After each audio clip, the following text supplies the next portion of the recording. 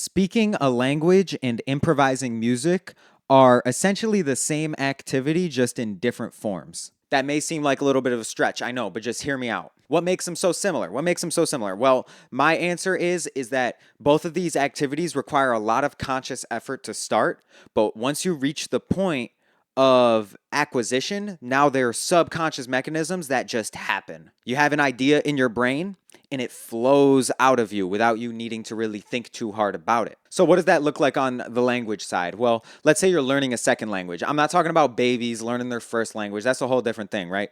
But if you're trying to learn a second language, you have to put in a lot of conscious effort at the start. There's going to be a lot of vocab memorization. There's going to be a lot of, studying grammar, stuff like that. Stuff that, it takes a lot of effort to memorize all these things.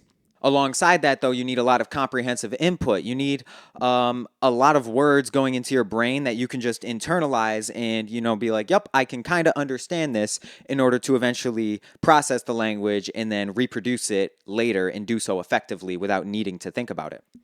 There's a certain blend that needs to happen in the beginning in order to make sure that you can learn that language and acquire it efficiently. So if we jump over to the music side of things, it's pretty much the exact same thing. There's the conscious aspect of it where you are, mapping your fingers to your instrument and trying to figure out how to produce sounds on this thing, figuring out music theory and trying to understand how to play notes. But you also need to be listening to the music that you want to be able to play. Listening to more proficient improvisers is what's going to give you ideas, whether you know it or not. There's going to be some ideas that you recognize and you're like, oh, that's a nice line. How did he do that? And you think about it and then, you go to try to reproduce that in a song later.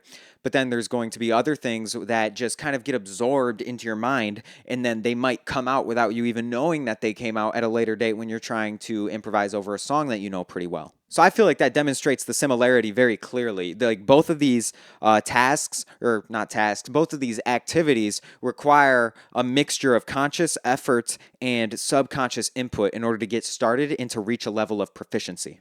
But then once you reach that level of proficiency, there's always room to improve. There's always more stuff you can be adding to your knowledge base in improvisation and language. But you've reached a point where now, for the most part, you can have an idea in your head and you can spit it out into sounds and get your point across in the way that you wanted to get it across without needing to think too hard about it. And what I think is one of the funniest paradoxes of reaching that point is if you think too hard about it, you actually get your point across worse. If you're playing a song and you're thinking a little bit too hard about what chord comes next or how you're going to resolve a line, the line won't resolve or the chord won't come next. Your hands are just going to stop and you're going to have to think for even longer. Like if you think too hard, your point is not going to come out properly. And it's the same thing in language. If you start noticing all the little particularities of your speech and you start getting into the real nitty gritty and the specifics of it, you'll be too busy thinking about how many times you used habitual be in the last 5 sentences to convey your point effectively, and now all of a sudden you're stuttering over your words. So it's a little bit of a catch-22 once you reach that point, because you could be real interested in it. You could be real interested in, learning new licks and getting into the music theory and, trying to accomplish these really crazy rhythmic figures and things of that nature. But if you try too hard in the heat of the moment when you're actually performing, it might come back to bite you. And it's the same thing with language, where once you reach that level of proficiency, you can really enjoy getting into the grammar and getting into the pronunciation and understanding the particularities of the language, whether it's your native tongue or your second language. But if you focus on it too much when you're trying to actually speak, all of a sudden your point gets lost in translation. So yeah, I just thought that was a little fun comparison that I wanted to share with you guys. For any of my audience who may be into language, any of my audience who may be into music, I feel like it's just a nice little comparison. And it, hopefully it changes your mind a little bit or changes your mindset about either of these activities. I find they are extremely similar. As I'm looking into language and as, I've been improvising for well over 2 years now, 2 years on piano and a little bit more than that on, guitar and other various instruments, it's just so abundantly clear how similar these processes are in your brain. Like when you really boil down both of these activities, they're almost the same thing.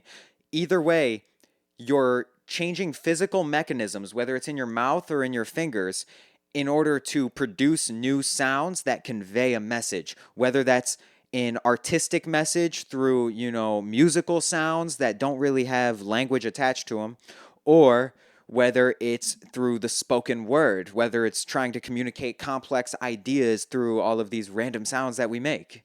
The fundamentals of both of these activities are the same, and I've found the learning process of both of them to be incredibly similar. But what I do disagree with though is all those people out here who say that learning music theory particularly is like learning a language. No, it's not. It's absolutely not. Dude, learning like classical like classroom music theory, that's more like learning math, like 100%. Like that it's so far gone from learning a language. However, the process of learning improvisation, oh man, it's like it's an identical thing. Like it feels like you're doing the exact same process just with a different body part. But yeah, I don't know. I hope you guys enjoyed my little ramble about this comparison. And like I was saying before, hopefully it changes your mind a little bit about how you perceive either of these things, learning a new language or learning how to improvise on your instrument.